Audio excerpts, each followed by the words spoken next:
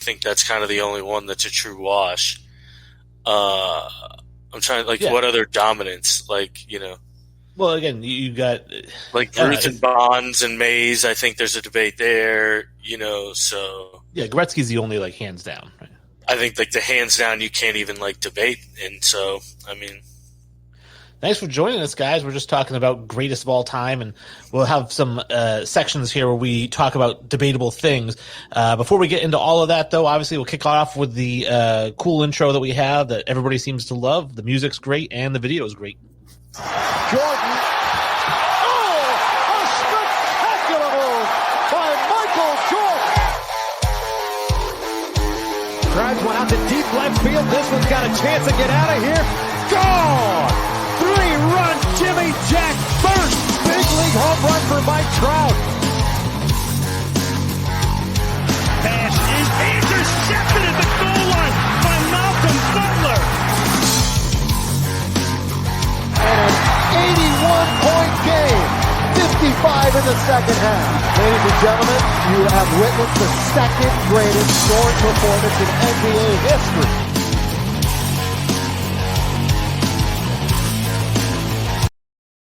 What's going on? Thank you for joining Infinity Sports. I'm Wayne G, joined as always by Sully.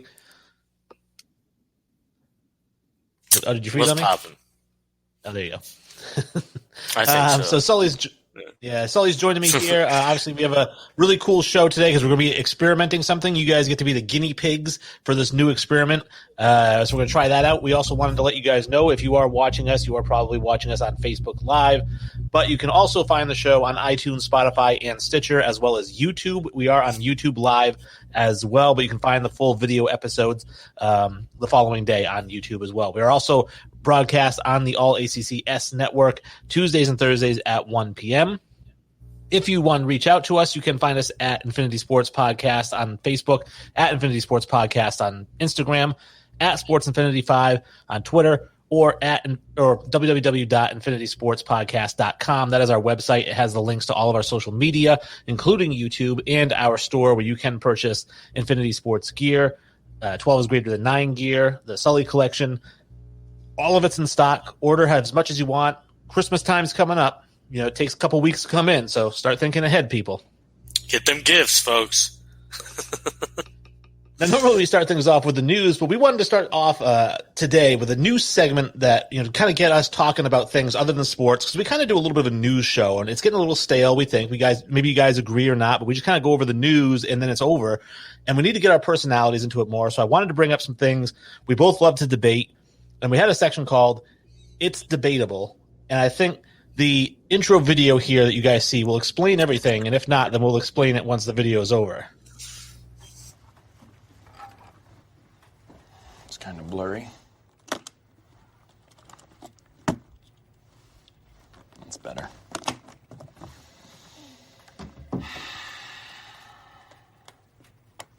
Question. What kind of bear is best? That's a ridiculous question. False. Black bear. Well, that's debatable. There are basically two schools of thought. Fact. Bears eat beets. Oh.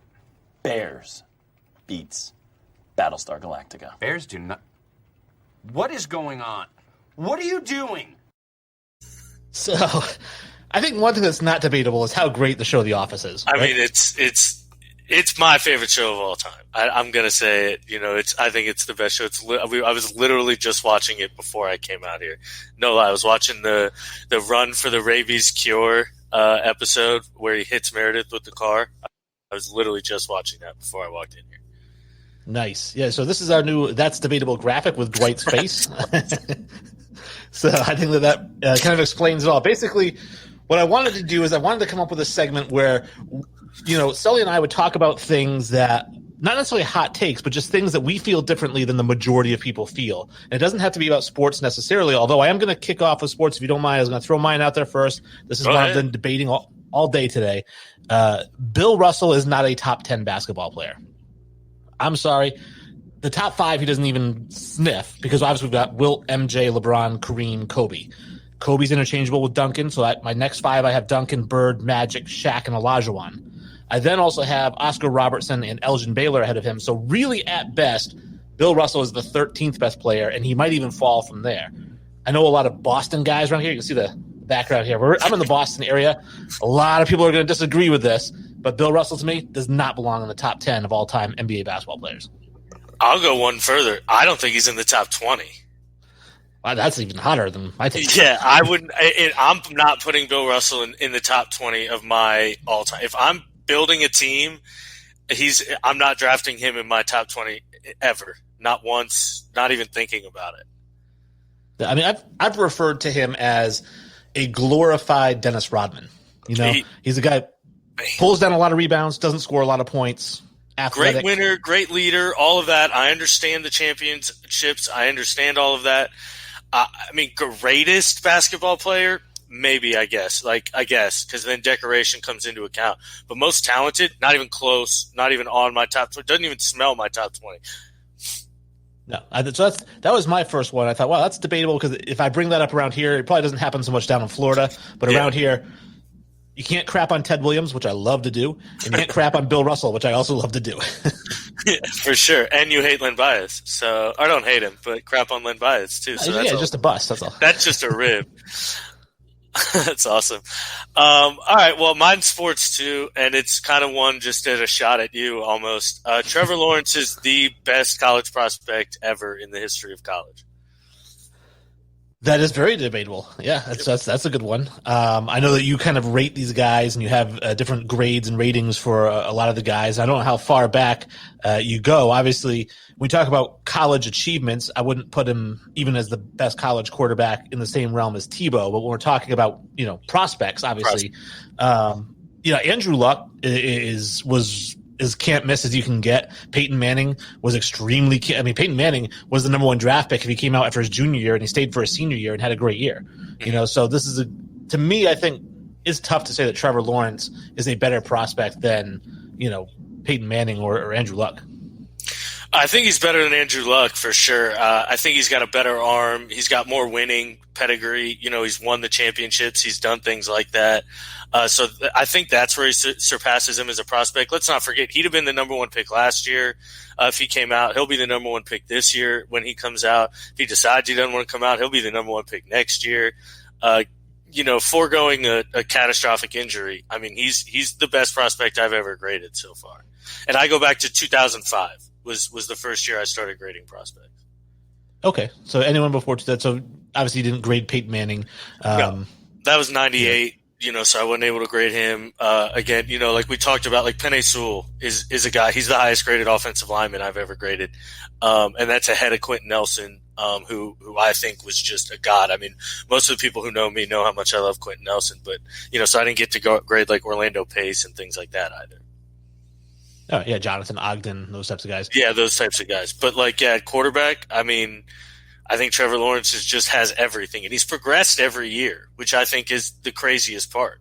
Because at 18, he was already the number one pick essentially, and now he's gotten better. I mean, this year he's playing almost his best football ever right now. So, well, he didn't start as a freshman, right? Didn't he take over for Kelly Bryant? Mm-hmm. And I mean, forced Kelly Bryant to transfer and essentially led that team to a championship. Yeah. Well, to the championship game,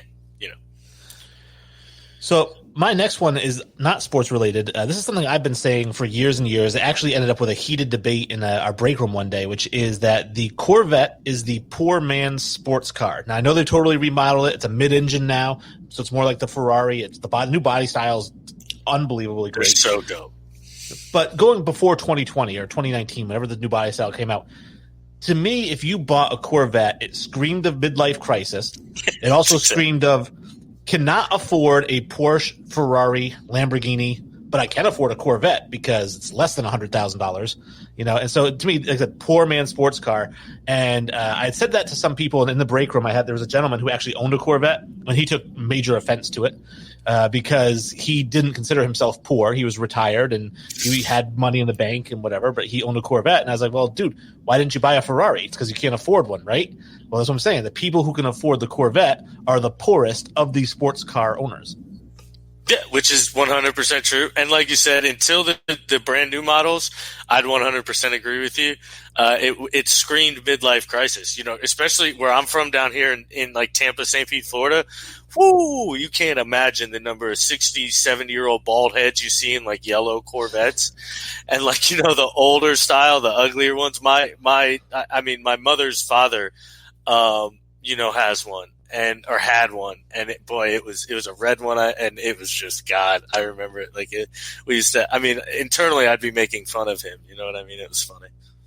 Yeah, I mean, the only thing worse really is when you go to like the Camaro and the Mustang, which shouldn't even be called sports cars. Well, they're muscle cars. Yeah, I guess. I mean, if you even want to call the Mustang, I had a Mustang LX, was my first car ever. It was a 4-cylinder. The thing was just a piece. Well, I mean, if you get like the dope ones, like the 5.0s, like those things are like nice. Like those are actually well built, big engines that in a small bodied car that you can get cooking, man. But the mass produced ones are cupcake cars. All right, my next one is hot dogs are the most underrated food on the planet.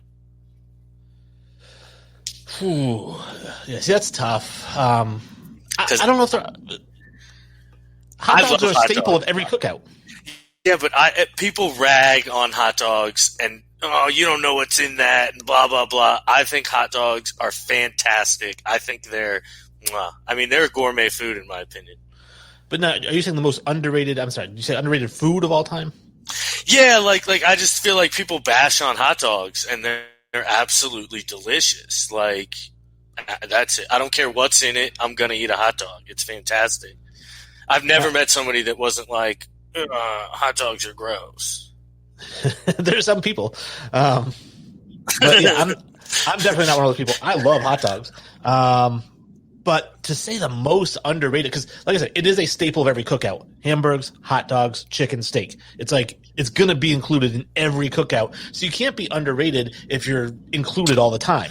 To me, if you were to talk about underrated food, how about corned beef hash? God, I love corned beef hash. And it's so good. The problem with corned beef hash is it has to be like fresh. If it's canned, like I'm not a fan of corned beef hash. Like if you get like real like cut up corned beef hash, like that's legit. I'm all for that. See, I like the canned stuff. I fry. Ugh. Chip beef could be one of the more underrated foods of all time. There's a lot of things, because again, I just don't think hot dogs are underrated. My whole thing is I haven't been to a cookout in the last 2 years that has had hot dogs at it. Jeez, what are you going to vegan cookouts? No, I mean, just I'm 30, so like 33. So my cookouts are kids. They're like, grilling ribs and steaks, and nobody does hot dogs. Nobody. I mean, they're all disgusted by them. That blows my mind. I've never been to a cookout in my life that didn't have hot dogs. I've been to weddings that didn't serve hot dogs. I'm only going to the last 2 years because that's all essentially I can remember. I can't remember the last time I went to a cookout and there was a hot dog. That's just, I think you need to move out of Florida is what I think. I think it's a Florida thing. I need new friends, right?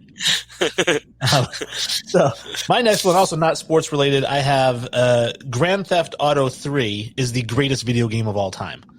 Now, obviously, in the discussion, we have Super Mario Brothers. The original is right up there. Donkey Kong, Mortal Kombat is up there. But Grand Theft Auto 3 set the stage for every open world game that exists in the world today. If you're talking about Assassin's Creed, you're talking about Saints Row, you're talking about what's the one where the guy goes exploring, whatever it is, Far Cry or something like that, right?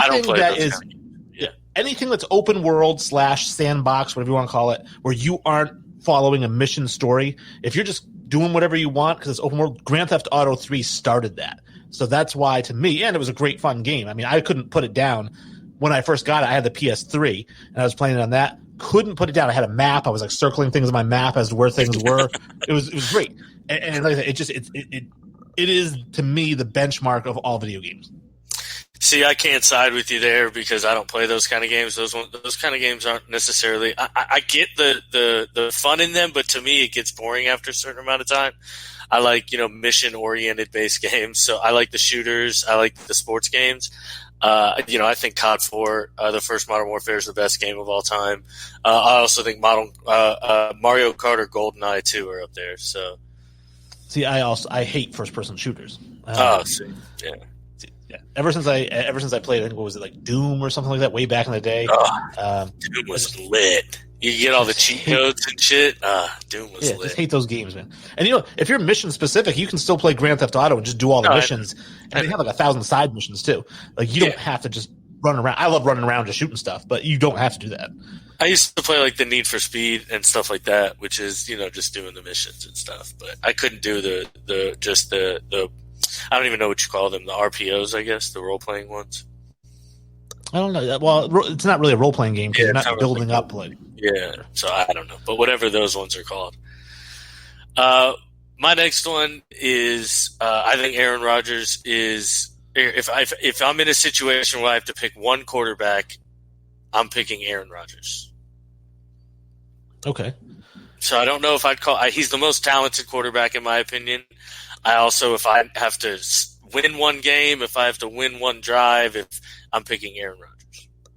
So 2 minutes to go, down Aaron 4. Rodgers. Aaron Rodgers. Over Tom Brady. Oh, yeah. Whew, no. Not even a thought. Yeah, Tom Brady, Joe Montana, I put over him. And I like Aaron Rodgers. It's not a knock on Aaron Rodgers. I like Aaron Rodgers, but I don't think he's the most clutch, and I also don't think he's the most talented because we've had this discussion before. Yeah, my guy, Michael Vick. Oh, Michael Vick is the most talented. Most talented quarterback of all time. Yes, he is. He didn't have the accuracy. Plain and simple. You have to be accurate. And accuracy is part of talent. Yes, accuracy is part of your talent. Yes, it is. Accuracy is a talent. So, like, Phil Simms is an incredibly talented quarterback. Yeah. Okay. So's Dan Marino. Well, Marino's different. He had a big arm. Phil Simms did not have a big arm. When you're talking talent, you're talking arm strength, you're mobility. Talking everything that encompasses that. So not having a big part in accuracy makes you not the most talented. To me, talent is raw materials. You're talking about the most athletic. No. Raw materials. If you're going to carve a statue, you want to find a certain good piece of wood. This is the most talented piece of wood because I can really turn this into anything. Whereas you're talking about a statue that's already built. Like, hey, look at it. It's all curved and look at how it's curved. No, if it's already built, then there's no that's not talent. It's just it's already built. It's ability. Talent is the raw materials. Nobody had more raw materials than Michael Vick. So talent is performing. If I'm building a statue and it's not accurate, then it's not right. So, and if you're not accurate on the football field, you don't have, talent is all encompassing. I think you're talking about specific things. You're talking about athleticism. That's not talent. They're two different things. So you consider arm strength athleticism? No. Okay, well, Michael Vick had the biggest arm in NFL history, in my opinion. Okay, so there's one piece of talent. Okay. And then obviously his athleticism is the other piece of talent. Okay, he can't throw the ball worth a lick. He can't win games. Those are talents. He can't do those things. I don't know. I think if you can teach it, it's not a talent. A talent is something that's innate. You don't learn it. I don't think you can teach accuracy. Oh, I disagree. Because I think there are guys who get. Yeah, they get more accurate because they understand a system more. There are guys who are better at throwing and putting a ball in a spot that they want to put than another guy. That's just plain and simple. There are guys who are better than that than other guys, and that's what I mean by like talent and ability. Like Aaron Rodgers can. Michael Vick could try his whole life and never throw a ball as accurate as Aaron Rodgers can. I don't know. It's tough because I'm not as versed in football. I feel fairly versed, but like basketball, for example, like I feel like if you're a great shooter, right, that's not talent because anybody can practice for an offseason and become a 40% three-point shooter. Anybody. But, jumping from the free throw line and dunking it, that's talent. Like you can't just do that in an offseason. I don't think anybody can become a 40% three-point shooter, or else everyone in the league would. No, because they don't practice it. So from what I hear, Giannis takes 1,000 3-pointers after practice, and he can't still hit a lick. But he's one of the most athletic. He's one of the most athletic freaks on the planet, but he still can only shoot 30%.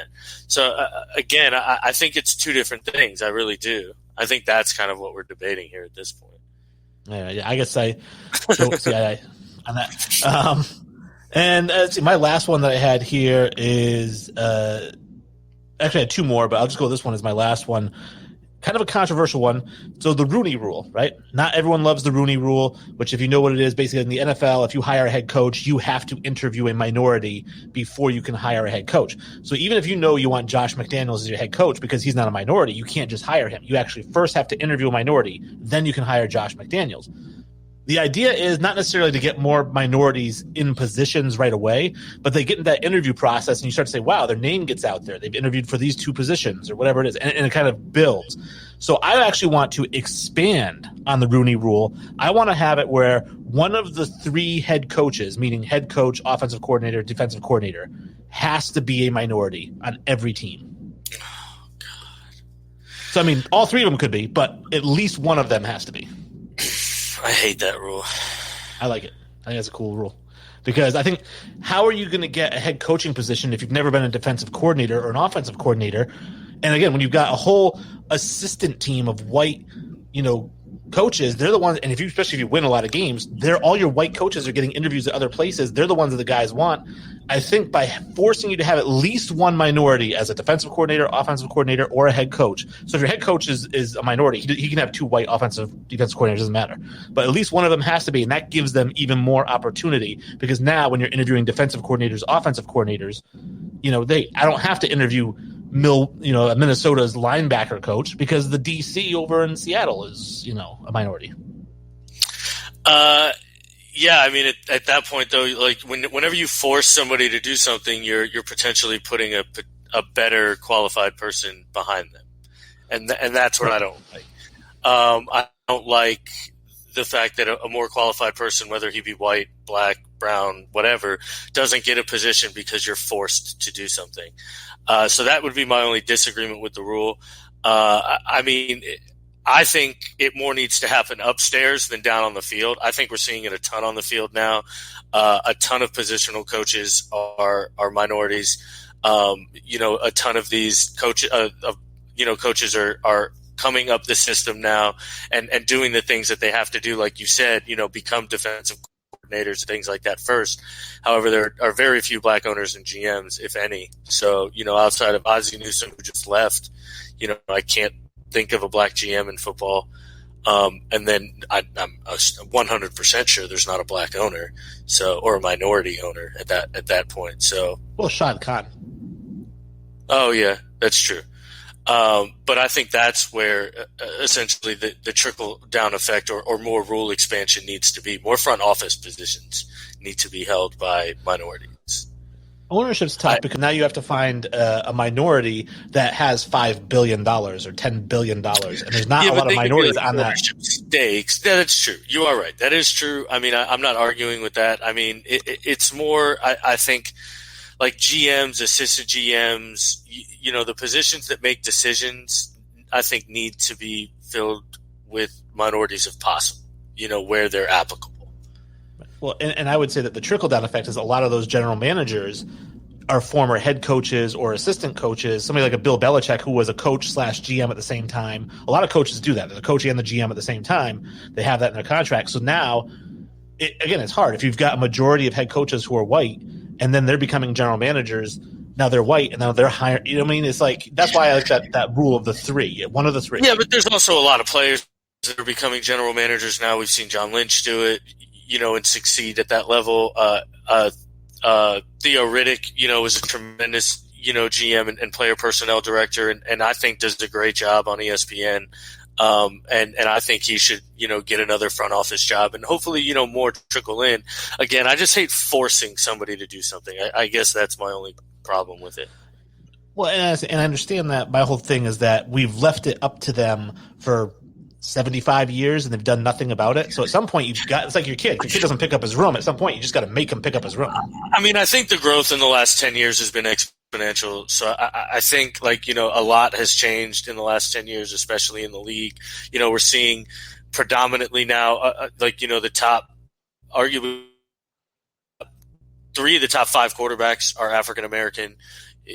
So the Super Bowl winning quarterback and the MVP is African-American. The to the NFL is African American at this point. So I think we'll see more, and hopefully we do. Honestly, we do. All right. Did you have any more that's debatable? No, I'm done.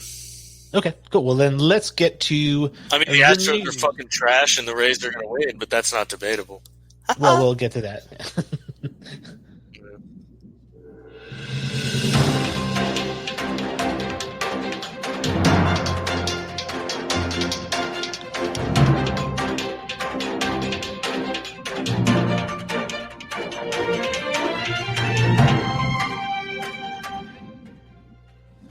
All right, so it is time for the news, and the first bit of news we have is the Major League Baseball postseason, where the Rays are up 3-0 on the Astros after 2-1, 4-2, and 5-2 wins, and they could potentially close it out tonight. Do you think they will, or do you think that the Astros hang on for a second and get one win out of it?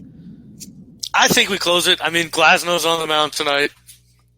And I think he can close it out for us. I mean, we're playing really good baseball right now.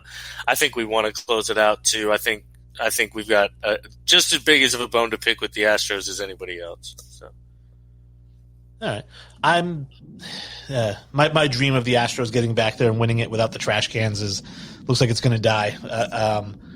I was really rooting for him. So, and you know what's funny is I don't really care. Like, I'm not really a baseball fan. I know. I was just rooting for him to be an asshole. You're just rooting for the bad guy just to be you're just rooting for the villain in the movie just for no reason, man. Who doesn't? That could be a great debate. Who doesn't root for the villain in the movie? I mean, I root for some villains, not all villains. But like, I love to see Jose Altuve right now. Have you seen him with these yips? So the guy went all season with not a single throwing error. He's got, I think, 5 this postseason, 4 or 5 this postseason now. Oof, Chuck Knobloch. Yeah, exactly. He just can't throw the baseball anymore. And that started the 5-run inning. He made a throwing error to second. I mean, an easy throw, and then the floodgates just opened and we scored 5. Now, before we get to the Braves series, let me ask you, who is your favorite villain? Oh, God. I mean, you start talking and I have to think about that. Because my all-time favorite movie character is Darth Vader. I think Heath Ledger's Joker may be my favorite villain. All right. Yeah. I think so. I'd have to think about it. That's a jump on me, but yeah. And I'm curious what it was, because I watched The Dark Knight, and I love Heath Ledger's Joker. It's so good. And then to watch like Suicide Squad and see Jared Leto as the Joker, which was his own spin on it, and that's fine. I mean, he doesn't have to, because Heath Ledger did it completely different than Jack Nicholson. Yeah, and then Leto's was kind of completely different than Heath Ledger's. But I don't know. I felt like it was something. Was it because they were too over the top? I don't know. Something about Heath Ledger's Joker. I don't know. Like I could relate to him or something. I don't know. Exactly. That's really what it was. I mean, it was a character like you could root for in that situation. Like I don't know really what it was either. He just did such a good job, and I mean it's got to be him as a person that like you just feel like you can connect with the character even though he's a villain. Yeah, that's one of the rumors that came out, because they talk about like Joker backstories, and they did the movie Joker, obviously, which gave kind of a backstory to the character. Excuse me. In the comics, he doesn't have a backstory. Like the Joker doesn't have a backstory. So I liked the idea that Heath Ledger's Joker was a former soldier suffering from PTSD, like severe PTSD. Yeah. I mean I don't hate that interpretation of it. I mean the skills he possesses and things like that, he had to have some kind of military background, you know what I mean? You would think, at least. It looked like he was moving that way. Braves and Dodgers, they started the game. It's 2-0 Braves. The Braves just pounding the Dodgers, and then 11-0 in the first inning. Yeah. And I was like, wow, that's the Dodgers are actually going to take one here. They just may. I still think the Dodgers could win the series. I still don't think the Braves necessarily have it wrapped up. I do too, actually. I'm not going to lie. Kershaw hasn't pitched. I know he has back spasms, but I mean, I still think, they're going to get Walker Buehler again, and I don't think Atlanta's going to be able to touch him up like they did last time. I mean, he's a stud. So I don't know. I think, if they can get this game, obviously this one's important. Don't blow an 11-0 lead. And then obviously you got to sneak out another one because you don't want to go down 3-1. But if you get it back to 2-2, I think it's in favor of the Dodgers. All right. And outside of baseball, we then get to the NCAA football. One of the big news, obviously, Nick Saban and the athletic director at Alabama, the number 2 team in the country, testing positive for COVID. They have to go home and quarantine. I guess Steve Sarkisian is going to take over for Saban as the head coach of Alabama. But, the SEC was the one who was like, we don't give a crap. We're all playing. We don't care about COVID. And now, of course, the first real football thing that comes up is Alabama. Well, actually, it's Florida. Okay. Florida shut down operations. They're not even playing their game versus LSU this weekend. I saw that game got postponed. Yeah, because I think like 18 of them have fucking COVID. So, and meanwhile, Mullins is like, we want a 90,000 fans packed stadium for our games when we're at home, blah, blah, blah. Yeah, I mean, you knew it was going to happen. It's happened in the NFL. You knew it was going to happen in college eventually. I'm interested to see how they handle it. I'm interested to see what the Pac-12 and the Big Ten do, especially seeing how COVID affects this. Are they still going to play? I mean, I already don't think it's very fair that, now these teams are losing and Alabama and things like or Ohio State and other teams are essentially moving up rankings because other teams are losing that are actually playing. And it's going to be a whole shit show this whole NCAA season, I think. Yeah, I was going to say, Ohio State's rated 6th in the country. There's 0-0. It's how is that? How? come on. I don't know. Well, it's the sports writers, I guess. I mean, it's not like the computerized thing that figures it out. Still, it's shit. What they're just going to show up, win a random game against Iowa, and be the number 2 ranked team in the nation. Well, Clemson made a statement, 42-17 over number 7 Miami. I mean, just completely annihilated them. So I don't think Clemson looks like they could lose to anybody. But I guess once it gets to the playoffs, you never know. It's 1-game playoffs.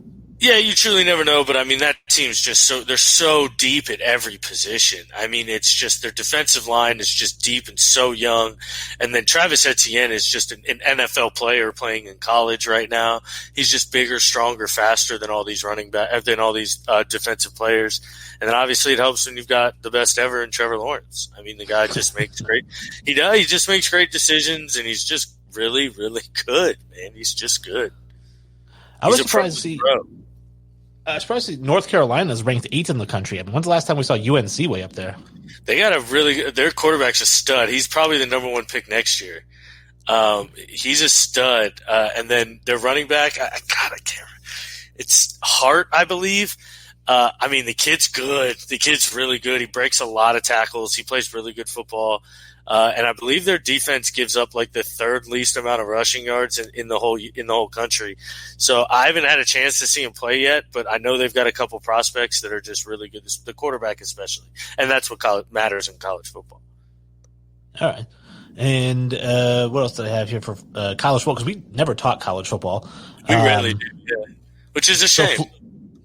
I mean, do you think this COVID thing with Florida may have actually come at the right time because they just lost 41-38 to Texas A&M?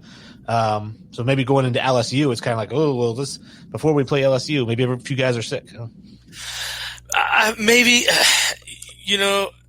I think we would have beaten LSU. I think we should have beaten. I say we. I'm a big Florida fan. I think we should have beaten Texas A&M, obviously a last-second field goal. Our defense has gone to shit. We can't find a guy to brush the passer, which is the real issue.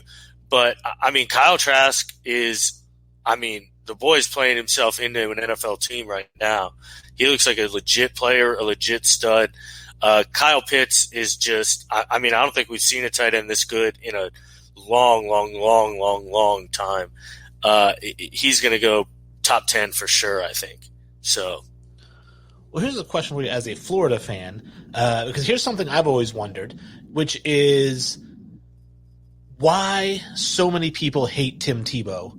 Because my whole thing is looking at LeBron James. I tell people LeBron James is a great player, but I understand why people don't like him because he's kind of a douche when he talks.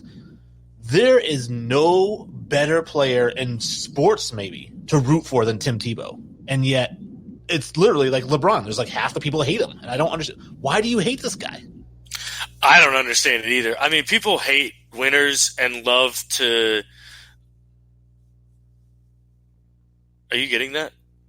Yeah, I'm reading this here. It says, we're having trouble streaming to Facebook. This may be an issue on Facebook's end. It is possible the stream was ended or deleted on Facebook. We'll keep trying and let you know if it's resolved. Please check Facebook to ensure the stream looks okay. If this continues for a while, try creating a new broadcast or just remove this destination. Oh, okay, so this is for the All Access Sports. Okay, so it's still streaming on RTF on our page. On our page. Okay. Yeah, it's just not streaming on the ACC network. Yeah. So, yeah, my apologies. What were we talking about? Why people hate Tebow. That threw me. Oh, I honestly have no idea. I mean, obviously, I'm going to throw some opinions out here. I think the Christian thing doesn't help. Whenever you blast any religion, you're going to get hatred from a side that doesn't like that religion, fair or unfair.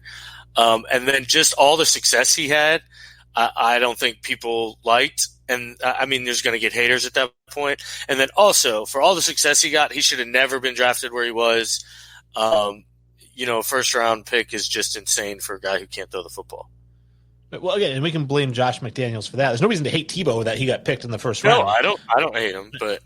And I also look at like the fact too, like you said, the success. And you remember, like obviously, from the minute he walked on to training camp, people were clamoring, "We want Tebow. We don't want Kyle Orton," which I don't blame. I don't want Kyle Orton either, But so like, we want Tebow. We want Tebow. And McDaniels really wouldn't play him, which surprised me because he took the guy in the first round, but he wouldn't play him. And then John Fox took over after McDaniels got fired, and I think they started off 0-4 or something like that. And he was like, all right, fine, we're down 30 points. Here's Tebow, everybody. Let's see what he can do. And he scored 30 points and a half and tied it up and almost won the game. And you had to give him and then he won 7 in a row or whatever it was, 6 in a row. And it was like, all he does is win, But it's like, and the more he won, the more people hated him. And I was just like, and yet after every game, like we talk about the religious thing, and I'm not a religious guy at all. But like, if at the end of every press conference he says, thank you, God bless. Really? Does that bother you? I mean, I don't know. I mean, no, but it does bother some. And just like the way he was so open about it, like I remember the John 3:16 he used to wear that they banned him from wearing, and then the Tebow, the kneeling, obviously. I mean, that was a whole thing. Like, whenever you have that much kind of, I guess, any kind of camera time, you're gonna get, haters essentially. Yeah, I'm surprised more deserved or undeserved. I'm surprised more teammates didn't come out after. It didn't work out for him because he seems like the kind of guy that you would follow into the fire. Like if he's the leader of your team, like you're following him. 100%. And yet after Denver moved on from him with Peyton Manning, it was like people were like, oh yeah, music to my ears. Glad we have a quarterback who can throw the ball now. And it's like, oh, I guess so much for this guy that kind of got you to the playoffs and got you to win a playoff game. Exactly. Brought you back into overtime and beat the Steelers. So. NBA offseason. It's finally an offseason after 385 days of a season. I mean, literally, since last October is when the season started. But no, some NBA offseason news. Jeff Van Gundy, I guess, interviewing for the Rockets. I don't like it. He already coached the Rockets at one point, and I know him and Mark Jackson, somebody said on Facebook, they said, why is him and Mark Jackson trying to one-up each other in this broadcast? Well, because they're both going for the same jobs, so they're trying to show they know more than the other one. But I don't like Jeff Van Gundy. He's not a favorite of mine. Mine either. If we're talking about head coaching candidates, he's probably, really far down on my list. I'd rather have Tyrone Lue. So, yeah. I mean, I'd rather have his brother, Stan Van Gundy. Yeah, for sure. And then the other NBA offseason news. This is something that I've been arguing with people about, the NBA low ratings for the finals, right? And people are like, oh, the ratings are low. It's because of all the messages and all this stuff. Well, I went through and I looked at all the ratings each day of the finals. The NBA finals were the highest rated show in all of television every day, except for the one day they went up against the NFL. Other than that, the NBA finals was the number one watched thing on television. And so, yes, ratings across the board for Friends and Seinfeld and whatever else you're watching, it's all down, but the NBA finals were still the highest rated show. So how can we say that the ratings are down? Because they are down from last year's ratings. Right. Well, but everybody's down. Yeah, I understand that, but less people are watching basketball right now and more people are watching football, plain and simple. I think I don't know if it's the message or what it was, or just people don't like there's plenty of people who are calling it the COVID championship and things, the COVID Cup and things and they just don't care, plain and simple. But you can't argue that ratings are down and what the cause of that is, you can only speculate at that point. The bubble championship. I saw somebody say that LeBron's 3-6-1 in the finals. Yeah, I saw that 3-6-1. Like, you could argue. You're just trying to argue anything you want at this point. Yeah, it's a. So I kept saying, all right, let's take away one of Tim Duncan's then, because he played in a shortened season. So yeah, right. He only had 4. He's 4-0-1. Yeah. No, actually, he lost LeBron, so he's 4-1-1. Yes, maybe something like that. 4-1-1. Yeah. Anyways. So, in the last bit of news thing I had, NFL news, Le'Veon Bell gets released by the Jets. They couldn't find a trade partner for him, so he's a free agent. He's out there. I would think there would be a pretty good-sized market for this guy. Oh, for sure. I hear the Chiefs are interested. I've heard a bunch of links to a bunch of different teams, the Bucks for some reason. But we'll see. He still has tread on his tires, so somebody will milk him for all he's got. His last game, he had 11 carries for 60 yards. It's more than 5 yards a carry. Yeah, it's 6.6. Yeah, well, 5 point. Well, you said 11 carries for 66 yards, right? 60 yards. Oh, okay. Well, then, yeah. Anyways, so, I know we mentioned it, I think, in a previous episode, maybe even last episode. I said, I want to see him go to the Cardinals and take over for Kenyon Drake as the lead back in Arizona. Yeah, that'd be, even if it's not even a lead, just a split, I think that'd be nice. He may have to go to Denver maybe in a situation now. Because they're going to lose Melvin Gordon here, it looks like, to DUI. And I guess, the mandatory sentence is, a 2 to 3 game suspension or some shit like that. Right. So maybe he goes there and fills in while Phillip Lindsay's down and Melvin Gordon are down. Who knows? They may have to do it out of desperation. I also heard New England links, too, so. Yeah, I don't know. Well, I don't love Sony Michel. So. Yeah. But, so Cam Newton joins the Patriots on Thursday, and so he should be ready to go on Sunday. So finally get to see the Patriots play. Very excited for that, even though I was kind of looking forward to Stidham being the starting quarterback for a game. Whatever, we'll get Cam back in there. Stidham will be the starter next year. He finally had his shot. This is Stidham's shot to show it, and nope, game got delayed. Sorry. Yeah. So that brings us to our ratings here, our predictions. We did good last week. Both of us went 7-5. Actually, I think 8-5 actually, because we both got the Monday night game right. Oh yeah, that's right. So over under, we do over under and versus the spread.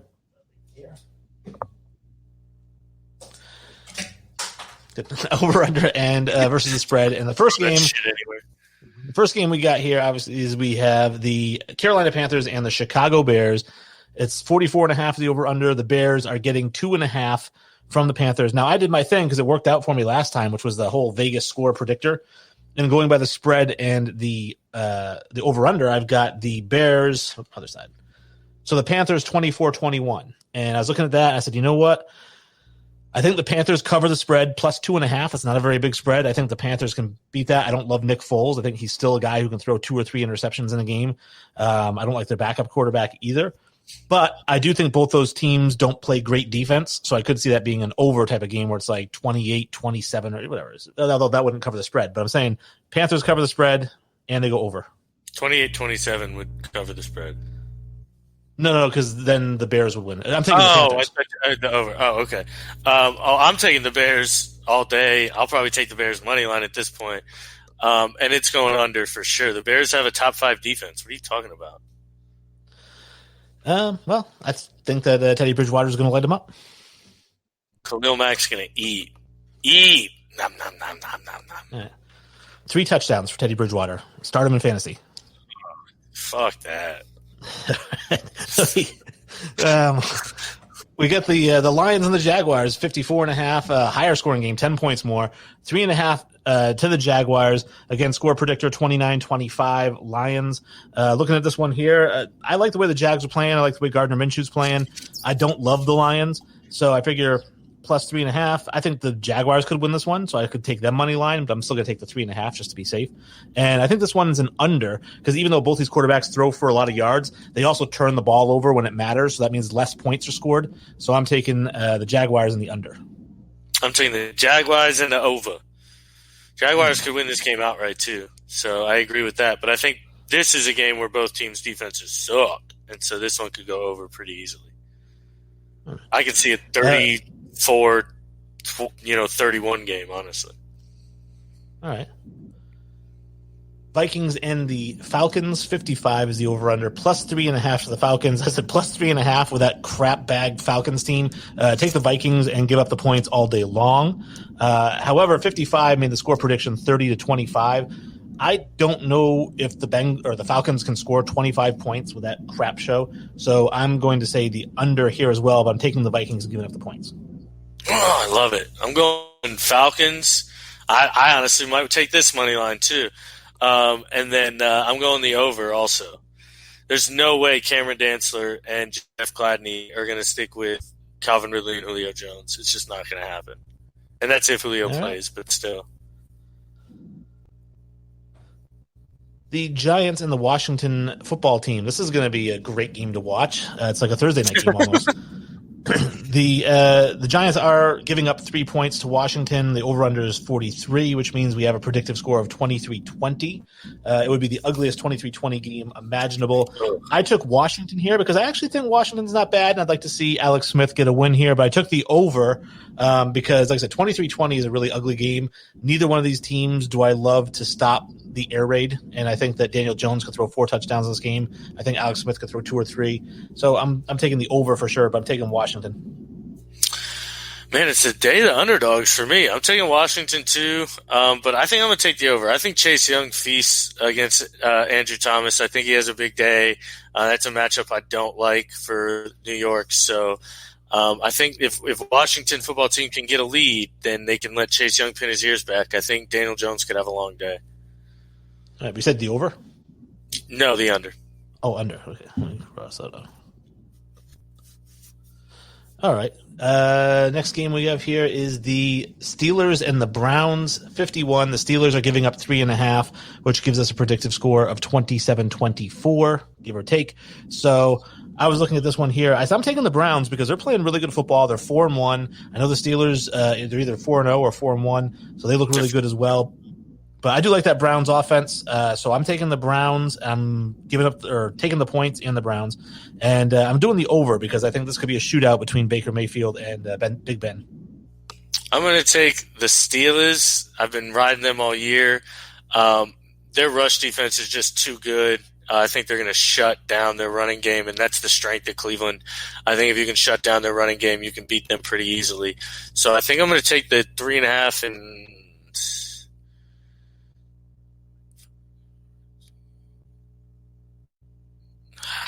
I'll take the under. Under. Okay. Next game on the docket, we have the Ravens and the Eagles. This one's a 7.5 point game, 47.5. So they're expecting it low scoring. It actually works out to 28-20 ish. And Carson Wentz has just been buried. This Ravens defense is going to get after him and probably sack him 6 or 7 times. That's just the way it's going for him. So I'm actually taking the under on this one because I think it's going to be a low-scoring game, and because Lamar Jackson didn't look good last game either. So not a lot of points here between these two teams, but I am taking the Eagles because I think that the Ravens are going to win, but I think that the Eagles will they won't cover the spread. I'm going to go Baltimore. Nobody blitzes more than Baltimore, so it's going to come twofold. Either Carson Wentz is going to feast on the blitz or he's just going to collapse. I'm going to bet on the collapse. So I'm going to go Baltimore, and I think I'm going to take the under as well.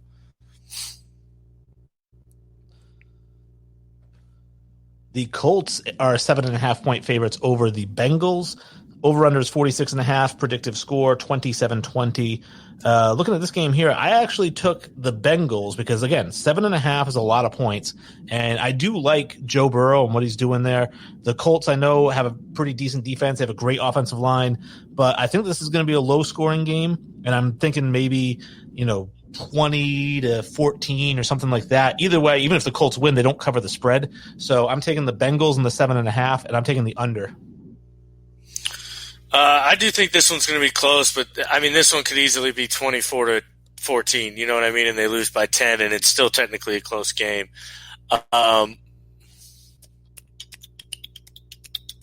I'm going to go with the under as well, but I'm going to take the Colts. I know that one's a reach. I love the Bengals too, and they've covered for me a bunch. Now, one that you might be interested in here: Green Bay and Tampa Bay, the Battle of the Bays. 54 is the over/under. 2 points to Tampa Bay, so basically a predictive score here, 28-26. Looking at this, I actually took the Packers because I think that they are going to win by more than 2 points, and I took the over because I think it's going to be a shootout. I'm going to take the Bucks and the over. I agree. I think it's going to be a shootout, but I think we win. I think we have the defensive stop in us, and I don't think they do, but we'll see. You don't trust your guy Aaron Rodgers to win it in the clutch? I mean, it's my team. I'm going to go with my team. All right. Yeah. Aaron Rodgers doesn't play defense. The Rams and the 49ers, 50.5, 3.5. This one to me this is my lock of the week. Take the Rams and give up the 3.5 because that 49ers team is absolute trash. They looked horrible last week. The Rams look great. They're doing everything really well. So I said take the Rams money line. That's my prediction here, and take the over because I don't think either team plays great defense, despite the fact that Aaron Donald might get 3 sacks.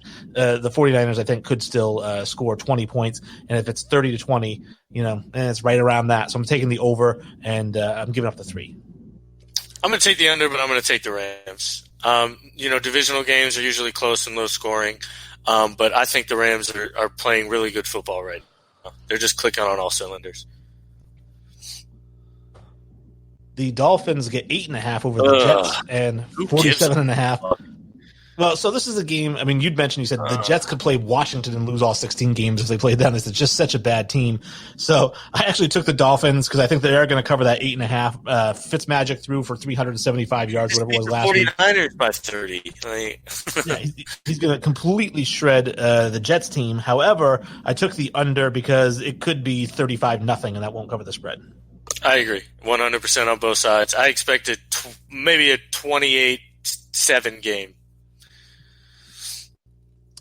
My game here, the Patriots get 8.5, or they give up 8.5 against the Broncos, 45.5. Now the Broncos, we knew that Cam Newton's coming back. We mentioned this, so that's good news for the Patriots. But the Patriots are kind of a grinded out team. They run their quarterback. They run 3 different running backs. They throw short passes. They aren't really a deep attack team. So on here, I went with the Broncos because I think the Patriots are going to win, but I don't think they're going to beat them by 8.5. I think this could be like a 24-20 type of game, which puts it right around the spread, but I went a little bit over the spread with these teams. Even though I think New England's defense could potentially shut down Denver, I'm taking the Broncos and the over. I'm actually going to ride with your Patriots, I think. No Melvin Gordon, too, I think is going to be a big deal. So I think it's going to be I'm going to take the under also. I think this one could be a 24-10 game, maybe even a 21-10 game. And the last game we are predicting is the Cardinals and the Cowboys, 54.5, 2.5 to the Cowboys. Now, I've been riding the Cardinals and Kyler Murray all year. I'm not about to stop. I think they beat the Cowboys by more than 2.5. Sorry, Red Rocket. I just don't think you're going to cover that spread. And I went with the over because I think that it's probably going to be like a 35-28 game or something like that. I'm going to go with Cowboys here. I like Andy Dalton. I think he's a more than serviceable quarterback. I think Ezekiel Elliott's going to feast. I think they actually win the game. So I take the Cowboys in the money line, honestly. And then I will take the over as well. Well, based on the way it's going, either one of us is going to do really well this week and one of us is going to do really bad this week. Like. I'm going to go with me doing really well because you suck. I don't know. I had my Vegas score predictor, I'm telling you, that worked for me last week. Yeah, we'll see. Yeah, we'll see how it does. So that kind of wraps up the show. Actually, we got 7 minutes. Obviously, there's nobody really watching. But how can we close out the show here for the last couple minutes? I mean, people won't get to hear it on the All ACCS network because they cut you out for 7 minutes of commercials at the end of the show. Those sons of bitches. I don't know if I think we covered everything. Hopefully, everybody liked the That's Debatable. Yeah, for sure. I mean, hopefully people like that. I mean, I kind of liked it. It's nice to just throw new things out there.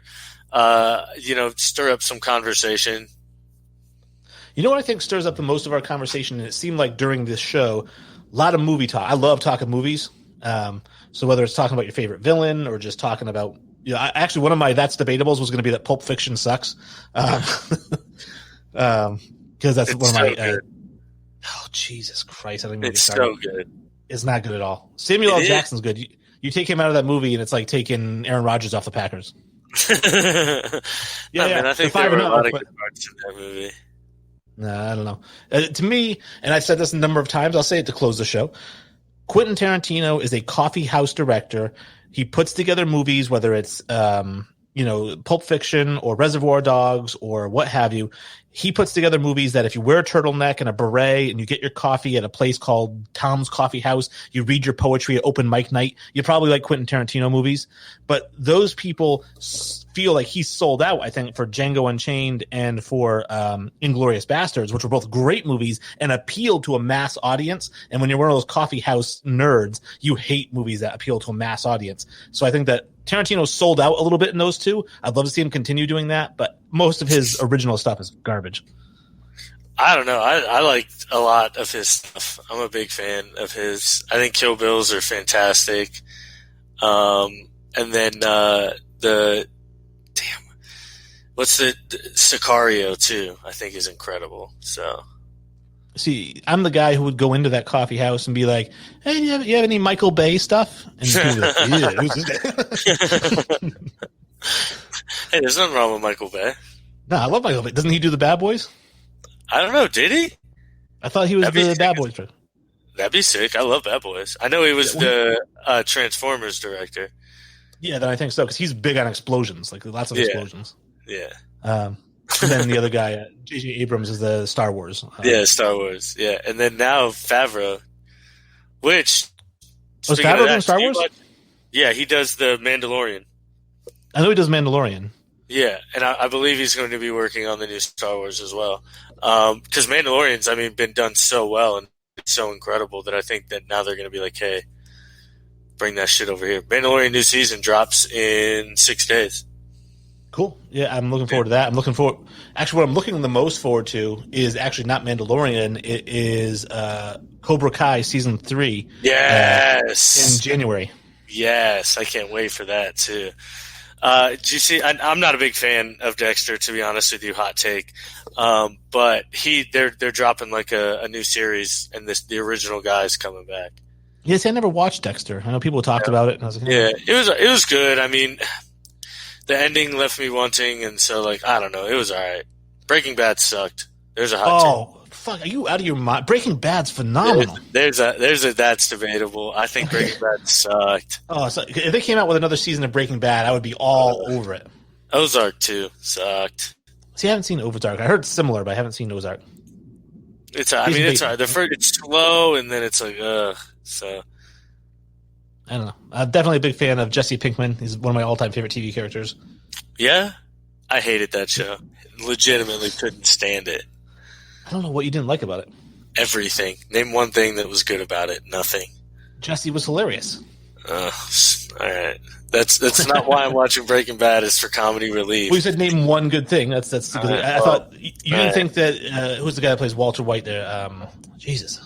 Bryan Cranston. Bryan Cranston. You didn't think he was great as Heisenberg? No. Oh, man, I thought he was all right. I didn't like a lot of the supporting characters around. His wife is a fucking cunt, and I hated everything about her. I didn't like her, but I loved. Gus Fring was great. Mike the cop was fantastic. They did. I got through season 1, and then I couldn't do it. And I heard season 2 gets much better and things like that. But if a whole season was bad, then what am I going to watch a show for?